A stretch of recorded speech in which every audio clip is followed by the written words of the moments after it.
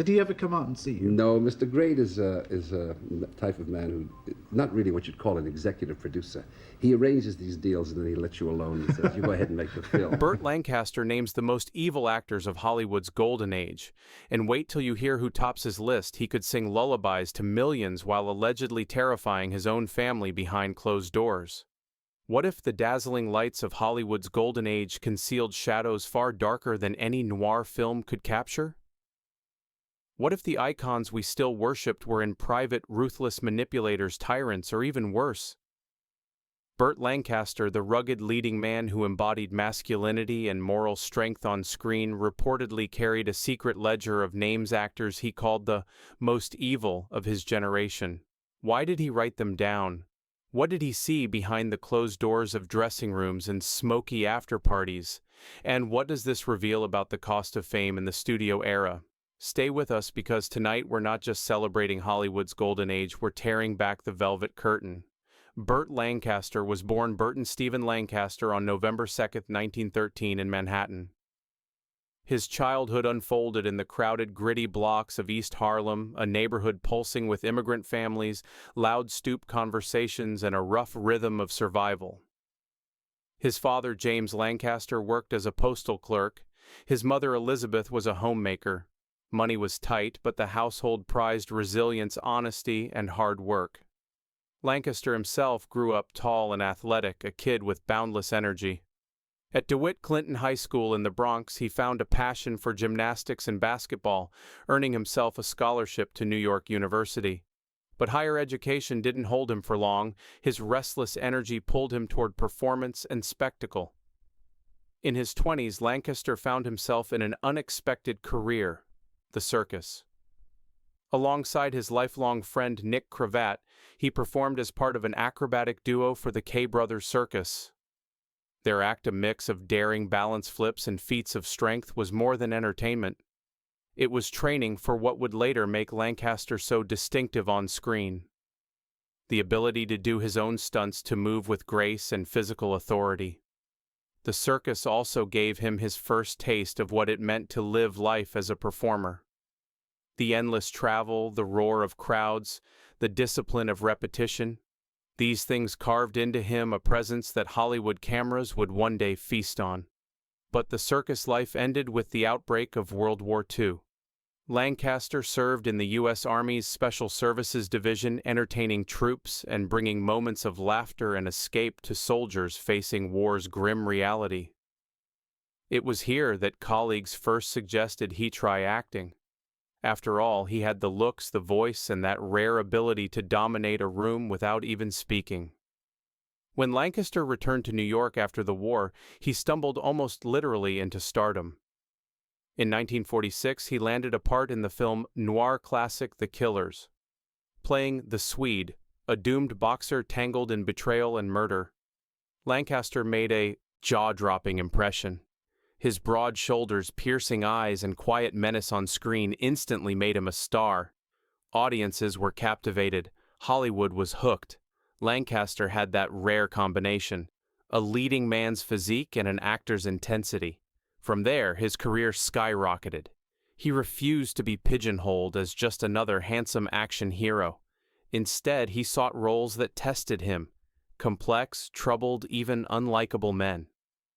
In From Here to Eternity, 1953, he delivered one of the most iconic kisses in film history, rolling in the surf with Deborah Kerr. In Sweet Smell of Success, 1957, he played the venomous gossip columnist J.J. Hunsaker, a performance so chilling it made critics whisper that Lancaster was showing his own darker side. Then came Elmer Gantry, 1960, where he embodied a corrupt, charismatic preacher with such ferocity that the Academy awarded him Best Actor. He kept the streak alive. Judgment at Nuremberg, 1961, Birdman of Alcatraz, 1962, Atlantic City, 1980. Each role proved Lancaster was not just another golden age heartthrob. He was an actor's actor, unafraid to dive into moral ambiguity. But Lancaster wasn't content with just performing. He co-founded Hecht Hill Lancaster Productions, one of the earliest independent film companies. This was groundbreaking at a time when studios controlled everything. His company helped bring Marty, 1955, to life, a small, realistic drama that shocked Hollywood by winning Best Picture. In an era dominated by epics and musicals, Lancaster proved that quiet stories of working-class people mattered too. Outside the screen, Lancaster became an outspoken activist. He marched with Martin Luther King Jr., criticized the Vietnam War, and railed against the House Un-American Activities Committee. He spoke out against racism and censorship when others stayed quiet to protect their careers. To fans, he was a symbol of rugged masculinity, yet also a thinker, a moral compass, a man willing to use his platform. And yet behind the success, Lancaster kept a secret. As Hollywood evolved and the golden age crumbled in the 1960s and 70s, he began to feel disillusioned. The colleagues he worked with, the legends celebrated in magazines, weren't always as they seemed. What the public saw, elegance, talent, charm. What Lancaster claimed to witness, manipulation, cruelty, unchecked egos, addictions, and a willingness to trample others for fame. This realization gnawed at him. And so late in life, Lancaster began to write. His manuscript carried a title that bristled with finality, the most evil of them all, a survivor's list. It was never published. Some say he feared lawsuits, others that he didn't want to be remembered as bitter. But the pages existed, packed with names, actors he branded as the most toxic of his time. Each entry was less about gossip and more about testimony. His attempt to record the truth before it vanished into nostalgia. The list was damning. Mickey Rooney, Kirk Douglas, Natalie Wood, Elizabeth Taylor, Spencer Tracy, James Stewart, Marilyn Monroe, Errol Flynn, Bing Crosby, Henry Fonda, Joan Crawford, Lucille Ball.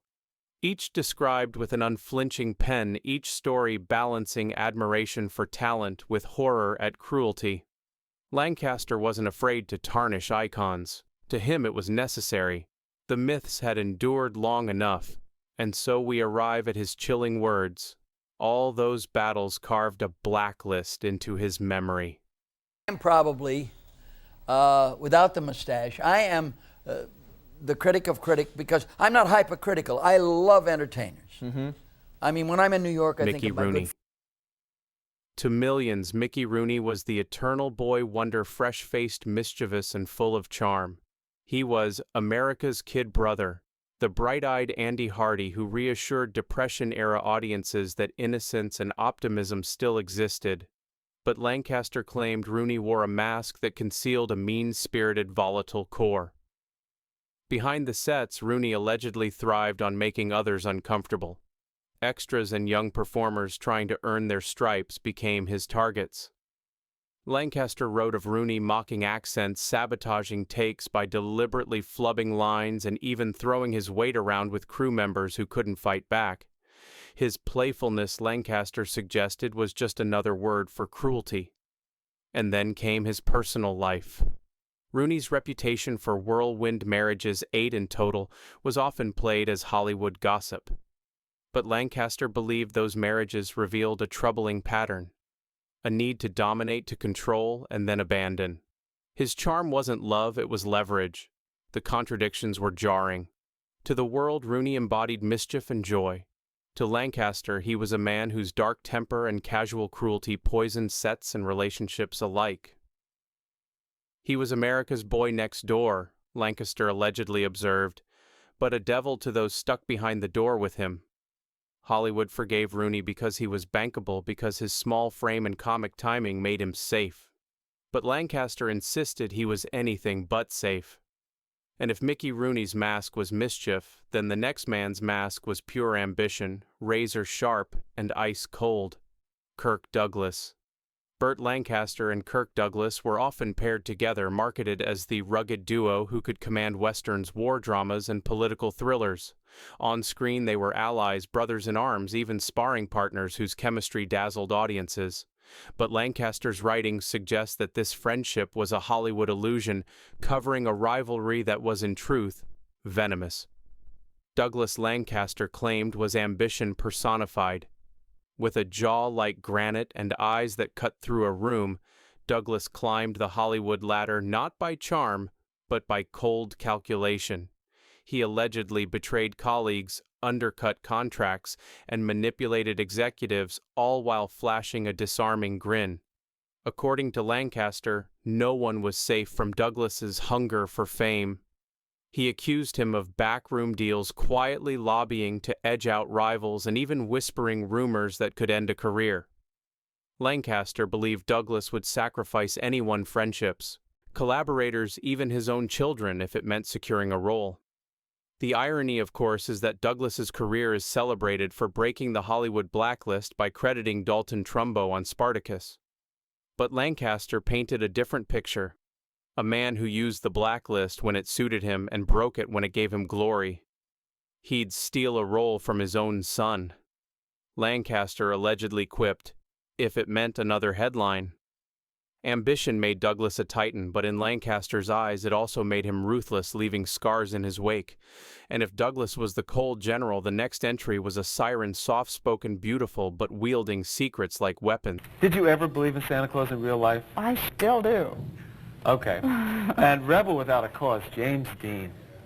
What do you think James Dean did? Natalie Wood. Natalie Wood remains etched in memory as a symbol of fragility. Her roles in Rebel Without a Cause and West Side Story made her the face of innocent yearning. But Lancaster's notes revealed he saw a far sharper figure, a manipulator cloaked in vulnerability. He described her as someone who mastered the art of emotional leverage. She allegedly knew how to tilt sympathy in her favor to present herself as the wounded dove so that others bent to her will. Directors, co-stars, lovers. Lancaster claimed all found themselves caught in Wood's web of tears and tenderness, only to be discarded once their usefulness ended. Her personal life reflected the same complexity. Her marriages, particularly the on-again, off-again relationship with Robert Wagner, were played in the press as tragic romances. Lancaster, however, allegedly saw them as carefully curated narratives, stories Wood manipulated to maintain public sympathy while privately keeping control. She smiled with innocence, Lancaster allegedly observed, but sharpened it like a knife. Lancaster wasn't alone in his suspicion. Some colleagues whispered that Wood could charm powerful men and then leave them bewildered, her soft-spoken demeanor hiding a calculating center. Of course, Natalie Wood's legacy remains overshadowed by her tragic drowning in 1981, a mystery that still invites speculation. Lancaster's portrait didn't accuse her of evil acts in the sense of cruelty or violence. Instead, it accused her of being a strategist of sympathy, a woman whose power lay not in confrontation, but in manipulation. But if Wood's weapon was vulnerability, the next icon wielded a diamond, brilliant, dazzling, and devastating. Elizabeth Taylor. Elizabeth Taylor was Hollywood royalty. With violet eyes and an aura of untouchable glamour, she captivated audiences from her childhood in National Velvet to her Oscar-winning turn in Who's Afraid of Virginia Woolf? But Burt Lancaster saw something stormy beneath the sparkle. To him, Taylor wasn't just a star, she was a tempest disguised in diamonds. On set, Lancaster claimed Taylor's power was undeniable. She knew her worth and allegedly wielded it like a blade. When she wanted something from rewrites to a later call time, she got it. Directors bent under her gaze, producers dreaded her tantrums, and co-stars learned to brace themselves for emotional hurricanes. Her marriages only amplified the chaos.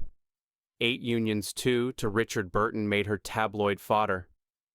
Lancaster reportedly believed those marriages weren't just about love or lust. They were battlefields, each one fought with passion, but also with control.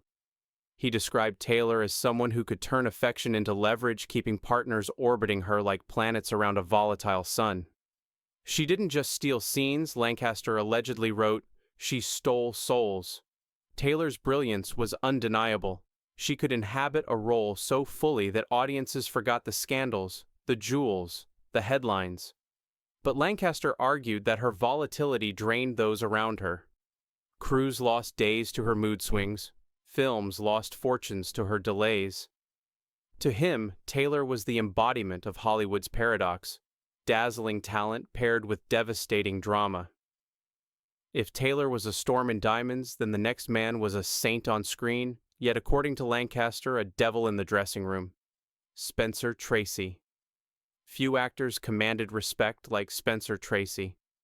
With 2 Academy Awards and a career spanning decades, he was revered as one of the greatest performers of his time. But Lancaster's writings tell a darker tale, one of booze-fueled tempers, intimidation, and private cruelty. Tracy struggled openly with alcoholism, and Hollywood often excused his outbursts as the byproduct of a tortured genius. Lancaster, however, painted the picture of a tyrant who wielded his demons as weapons. He described dressing rooms where Tracy allegedly berated assistants, terrified younger actors, and reduced crew members to silence with his volcanic rage. On screen, Tracy played priest judges and men of principle. Off-screen, Lancaster claimed he was haunted, unpredictable, and often cruel.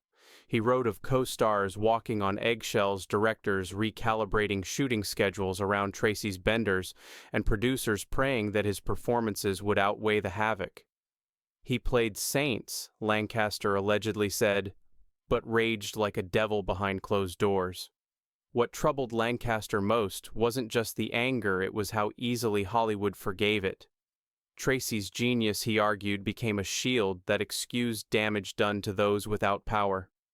His legacy as a titan of performance remained untarnished in public, while in private he left a trail of fear. If Tracy represented the duality of saint and sinner, the next entry struck at America's very heart. The beloved figure of decency who Lancaster warned may have been nothing but a mask.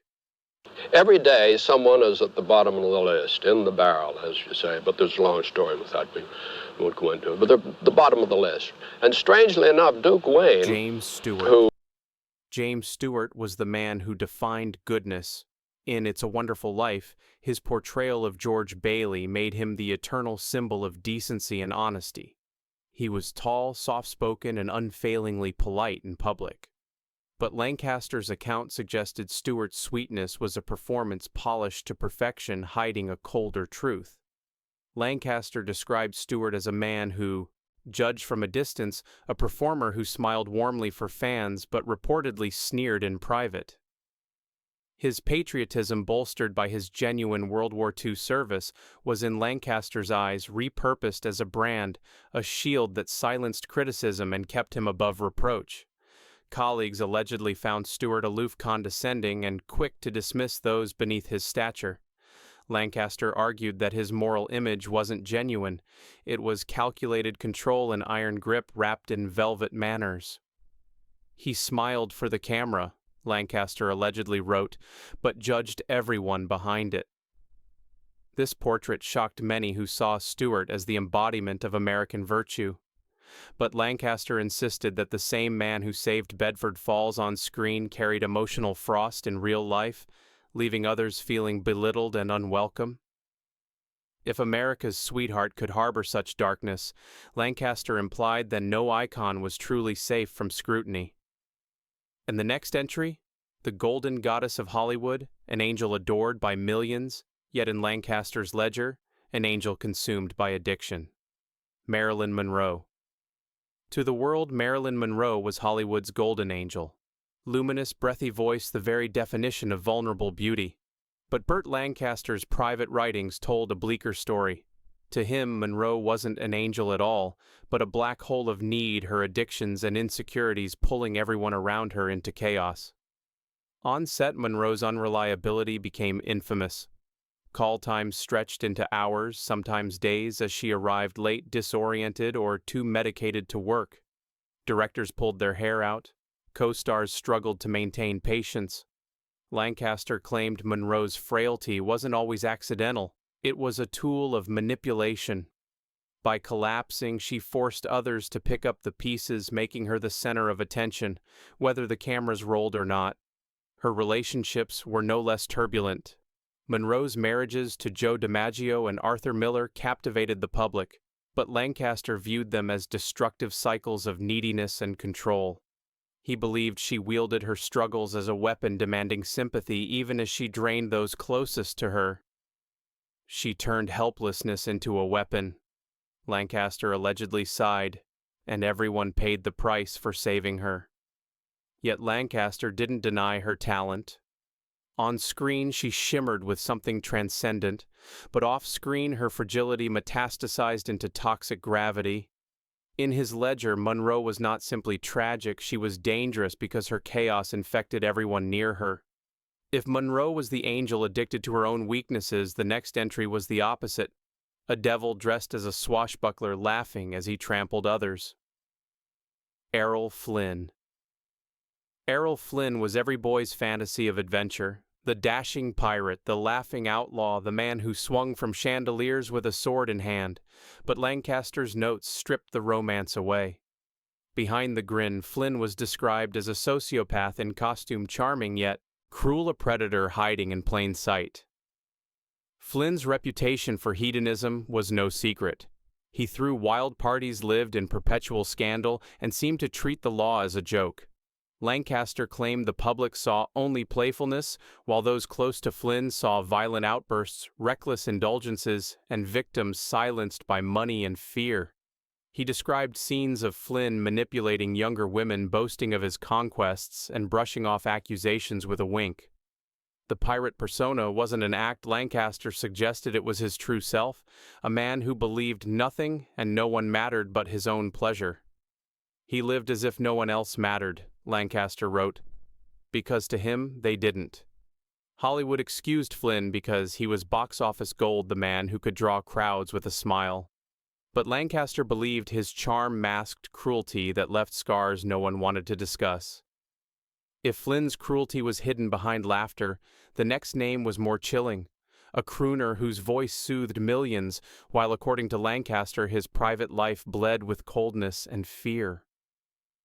Being friends, and as you say, it was drummed up just to get something in the newspapers. I'm sure neither one of us took it as a serious rivalry. I admired his work, and I Crosby hoped to... and Gary Crosby. Bing Crosby's velvety voice was America's soundtrack. He sang soldiers through World War II, filled living rooms with warmth, and gave the world White Christmas. But Lancaster's ledger was unsparing. Behind the microphone, Bing Crosby was in his words ice in human form. Rumors of Crosby's strict parenting were widespread, but Lancaster leaned into them, accusing Crosby of harsh discipline that bordered on cruelty. He was described as a man who could serenade the world with tenderness, yet terrify his own family behind closed doors. He could sing lullabies to the world, Lancaster allegedly wrote, but his own son heard only thunder. The scars passed down. Gary Crosby, Bing's son, later confirmed his father's harshness in memoirs. But Lancaster argued Gary didn't just inherit the pain, he allegedly mirrored it. As an adult, Gary battled addiction, bitterness, and bouts of cruelty of his own, perpetuating the very darkness he had grown up with. For Lancaster, the Crosby story was proof of how Hollywood's bright facades concealed generational rot. Bing's polished crooner persona was beloved, but the man behind it left a legacy of wounds. Gary in Lancaster's eyes became not a victim, but an inheritor of cruelty, carrying the cycle forward. If a man whose voice comforted millions could embody such coldness, then Lancaster's warning was clear: never confuse talent with kindness. And the next entries? They weren't about fathers and sons, they were about a family name built on judgment, activism, and a ruthless streak that cut even closer to home. Head of this very remarkable and talented family. I'm not the head, but You're not the head. You're the titular head, I suppose you would be, yeah. Whenever one reads about you... Henry about Fonda and Jane Fonda. Henry Fonda was the face of stoic integrity. Whether in The Grapes of Wrath or 12 Angry Men, he stood as the embodiment of fairness, restraint, and moral courage. But Burt Lancaster's secret ledger stripped away the dignity. To him, Henry Fonda wasn't quiet, he was cold. Lancaster described Fonda as emotionally unreachable, a man who treated life as a courtroom, his children as defendants, and intimacy as weakness. He wrote of colleagues who admired Fonda's talent but whispered about his icy presence. Conversations with him reportedly felt less like bonding and more like enduring judgment from on high. His children, Jane and Peter, allegedly bore the brunt of this aloofness growing up in a household where silence felt like punishment. He passed judgment with his eyes, Lancaster allegedly noted, and left people frozen in their chairs. Jane Fonda, meanwhile, became a force in her own right. Her political activism made headlines as much as her acting. To Lancaster, though, Jane inherited her father's severity and repurposed it as ruthless conviction. He respected her courage, but saw her activism as a double-edged sword, one that sometimes sacrificed relationships and reputations for the cause. She used her beliefs like both shield and spear, Lancaster allegedly mused. Together, father and daughter painted a troubling picture: coldness at home, ruthlessness in public. To Lancaster, the Fondas weren't just a Hollywood dynasty, they were a case study in how conviction stripped of compassion could wound as deeply as cruelty. But if the Fondas chilled with distance, the next star burned hot with ambition, an iron matriarch whose gaze alone could terrify a set. Formally? Oh, I don't know. You know, Rossano Brazzi was in this film, and he's done 87 films. Did you know Yes, that? 80 of which we haven't seen over here. Oh, that's not very nice. No, my point is... Joan Crawford remains one of Hollywood's most enduring icons, a woman who clawed her way from silent film dancer to Oscar-winning star. She defined resilience, elegance, and ambition. Yet Lancaster's writings painted her as a tyrant cloaked in glamour. He accused Crawford of ruling sets with an iron fist, her ambition so fierce that younger actresses allegedly quaked under her sharp looks and clipped commands. Assistants felt her wrath in whispered accounts describing days of humiliation, impossible standards, and sudden dismissals. She controlled her image obsessively, staging photo shoots and orchestrating publicity with military precision, determined never to let the public see weakness. She raised her eyebrows like blades, Lancaster allegedly wrote, and cut people to ribbons with them. But the darker whispers extended beyond Hollywood. Years later, Crawford's daughter Christina published Mommy Dearest, accusing her mother of abuse. Lancaster's private notes hinted at similar stories. A matriarch whose iron ambition extended into her household, ruling with fists as much as with fame. To audiences, Crawford was the ultimate survivor. To Lancaster, she was the iron matriarch of fear, a woman who built her empire on control, both on screen and off. If Crawford's empire was forged with steel, then the final entry was just as shocking. A queen of comedy who, behind the laugh track, allegedly ruled her kingdom with ruthless control. Lucy. An episode we made years ago where I had gone to Italy, and I was trying to get into showbiz, and I was chosen by some Italian director with a whole... Lucille Ball. Lucille Ball was America's clown princess, the redhead whose antics in I Love Lucy made her one of the most beloved figures in television history. She was laughter incarnate, the warm face of family comedy. But according to Burt Lancaster's notes, Ball's true power wasn't comedy, it was control. Behind the scenes, Ball was a mogul. As co-founder of Desilu Productions, she became the first woman to run a major television studio, overseeing hits like Star Trek and Mission Impossible. Lancaster respected her business acumen, but claimed she wielded it with the precision of a general and the ferocity of a tyrant. Staff members allegedly whispered of micromanagement, sudden firings, and tense negotiations, where Ball's famous laugh turned sharp and cutting if things didn't go her way. On set, Lancaster described her as exacting, unwilling to leave anything to chance. Co-stars and crew reportedly learned that behind the smile was a woman who demanded total loyalty and who could be ruthless if crossed. Deals were allegedly made and secret alliances formed and broken with little warning. Her laugh, Lancaster allegedly wrote, could cut sharper than glass when the joke wasn't hers. Ball's genius was undeniable. She broke barriers for women, changed television forever, and built an empire that outlived her. But Lancaster's portrait warned against romanticizing her charm. To him, she wasn't just the queen of comedy, she was the queen of control, ruling her empire not with warmth, but with a grip of iron wrapped in laughter. And with that, Lancaster's ledger closed. By the 1970s, the golden age of Hollywood had faded into sepia-tone nostalgia. Studios that once reigned supreme crumbled under the weight of new economics and new voices. Burt Lancaster, older and battle-worn, looked back at the era not with rose-colored glasses, but with a wary eye. His so-called survivors list was more than gossip, it was testimony. He wasn't interested in red carpet's headlines or box office triumphs. He wanted to set the record straight, that beneath the sequins and spotlights lay cruelty, manipulation, and unchecked power. Lancaster himself was far from perfect. His affairs, failed marriages, and moments of distance from his family proved he had shadows of his own. But his ledger revealed what Hollywood myths always conceal: the humanity of its gods. They were flawed, often cruel, sometimes destructive, and their fame amplified every sin. Even decades later, Lancaster's words feel less like bitterness and more like a warning. Fame seduces, power corrupts, and Hollywood, for all its glitter, has always been built on fragile foundations of ego and ambition. So what do you think? Was Burt Lancaster a bitter old star settling scores, or was he bravely pulling back the curtain on an industry that still worships illusions? Whose name shocked you most? Was it a crooner, a saint, a diamond, or a clown? Let us know in the comments below. If you enjoyed this deep dive into Hollywood's shadows, hit that subscribe button for more stories of scandal, survival, and secrets. Share this video with friends who still believe the golden age was all glitter, and stay tuned because tomorrow's upload will take us into even darker territory.